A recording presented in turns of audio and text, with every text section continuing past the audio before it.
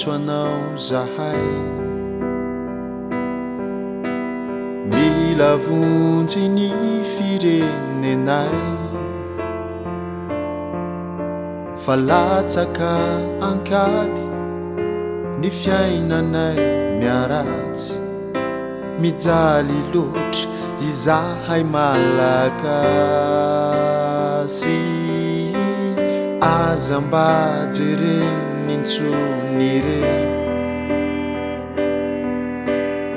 ireo elokay marobe fa fantatra imantsy hoe tena no izany no antony nandaozanao anay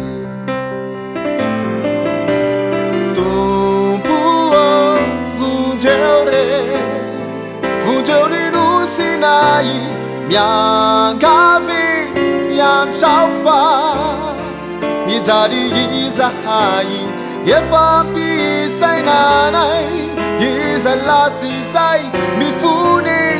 tena fay tompo vonjeo re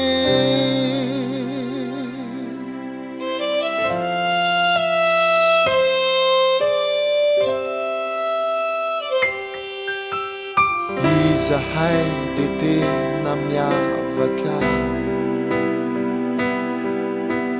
fa malaza ho mpivavaka nefa ny fomba ratsy sy ny fanombo antsampy dia mbola tena ankafizinay tony hoe ianao no tsy mitahy nefa izahay no tena ratsy piatsara vilatsy mahakely fity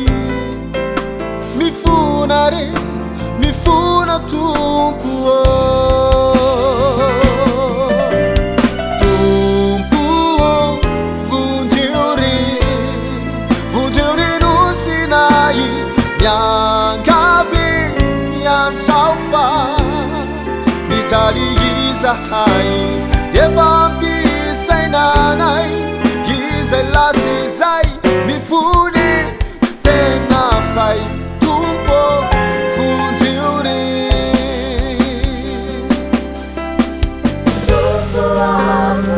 vonjeo ny nosinay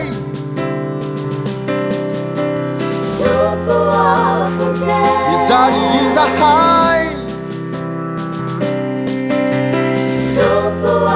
ianao no fanalahidy mahavahany